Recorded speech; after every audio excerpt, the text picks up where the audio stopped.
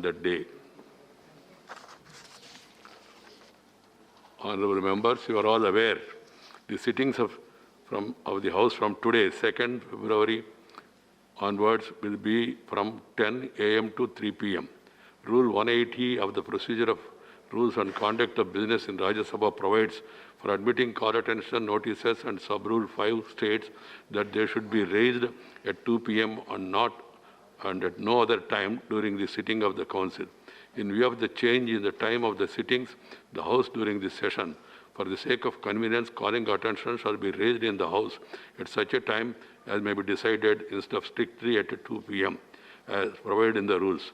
Similarly, Rule 180C(1) provides that the time for submitting notices for special mention shall be up to 5 p.m. on the day for raising the matter on the next day of sitting. Again, in view of the change in timings, it has been decided that the time for submitting notice of special mention shall be up to 10 p.m. on a day for raising the matter on 1 p.m. on a day for raising the matter on the next day of the sitting. I hope the House accept these modifications regarding 0 hour, keeping in view the time constraint. It will be taken up in first half an hour of the sitting. I appeal to members that instead of taking 3 minutes, please take 2 minutes so that more and more members get an opportunity. And there were some people who have given 267 notice. I have not admitted also. You have time for a budget, and you have discussion for the discussion on budget. Yes. Yeah. The notice is the same notice like last session, concern over alleged surveillance using Pegasus spyware. Honorable Deputy Chairman Sri Harivamsa ji, Leader of the House Sri Piyush Goyal ji, and Leader of the Opposition Sri Mallikarjun Kharge ji, leaders of various parties and groups, and honorable members of this August House. I extend a warm welcome to all of you to this important budget session, 256th session of Rajya Sabha. As the chairman of this August House, I wish to present a brief account of the extent in which this session is taking place and in relation to the past and obligations of this House for the future of our country and its people. This session is happening almost in the midst of the 75th year of country's hard-fought independence. The sole objective of the long-drawn freedom struggle was Swaraj, in which people are the masters of their destiny through parliamentary institutions and elected representatives.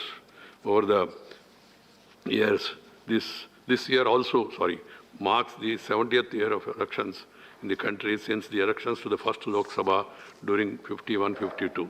This session accordingly is being held in the confluence of two such historic events and hence assumes significance.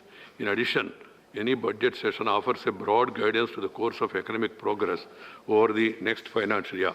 This budget session acquires added significance as the nation is collectively keen on enduring to lift the national economy from out of the adverse impact of the COVID pandemic over the last 2 years. Threats to the country are still continuing with the third wave of the pandemic at present. The world is living under uncertainty on account of this pandemic. This reminds all of us our responsibility to do the needful to overcome this challenge and secure the socio-economic transformation of our country, which is work in progress. It is appropriate to reflect on how this August House has functioned during 75th year of independence. So far, during the first winter session,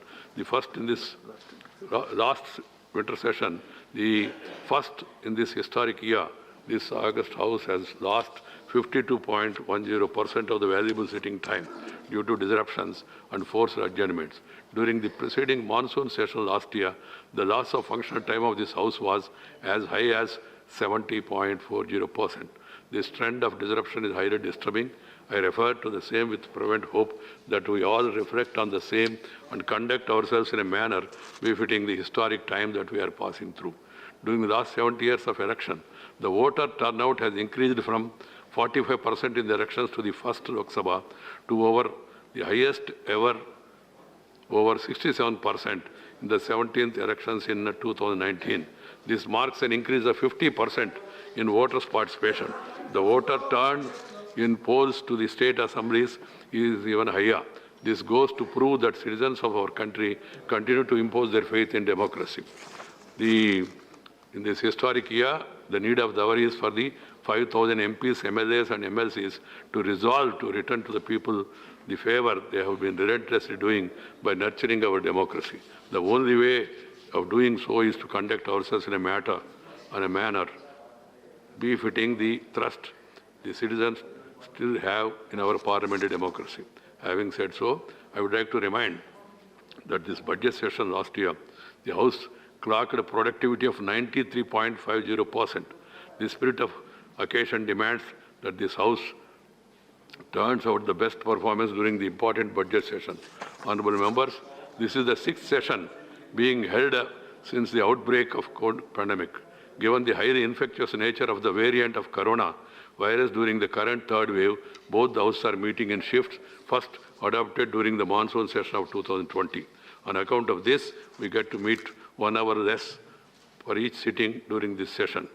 During these 10 sittings of the first of the session, part of the session, we are left with only 23 hours of functional time, and also the 0 hour, the question hour, and private members' business on one day. Keeping this view, the government clarified yesterday that it does not intend to propose any legislative business for the first part of this budget session. Accordingly, the Business Advisory Committee has allocated time. Two important overreaching decisions enable the members to raise every issue referring to the spirit of rules and conventions. These 0 hour and question hour are very important. I also have some important information to share with all of you regarding function of standing committees. I need not repeat the importance of these committees because they are for 24/7 functioning of the Parliament.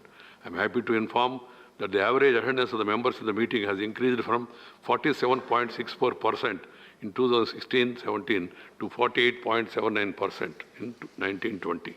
It fell marginally during 2021, but the average attendance in 255 sittings during the 1921 has been 47%, despite the long spell of COVID pandemic.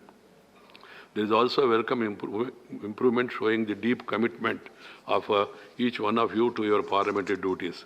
With regard to the duration of the meetings of the 8 committees, the average duration of meetings improved from 1 hour 48 minutes to 2 hours 10 minutes during 1920, marking an increase of 22 minutes on average per meeting. This is a welcoming sign. The Home Committee reported the highest increase of 66 minutes per meeting, followed by the Committee on Transport with 44 minutes increase, Commerce 42 minutes, Education 29 minutes, Science and Technology 22 minutes. Similar trend prevailed during 2021. Such substantial increase in the duration of the meetings meant that the resources spent on the meetings of these committees are being better utilized. I compliment the chairmen and also the members of these committees for their efforts in this regard. Honourable members, our country has demonstrated remarkable resilience in vaccinating the people. I hope that each one of us also will take initiative to take care to see that people in our respective areas are all, whoever eligible, they are vaccinated immediately. The Secretariat issued guidelines for regarding COVID complaint behavior to avoid the infection. I urge all of you to take all precautions suggested. I fervently appeal to all of you to ensure a safe and productive session, and once again appeal members, keep the distance, safe distance or secure distance, whatever is suggested, please do accordingly. Then Sri Rajamani Patel, 2 minutes please.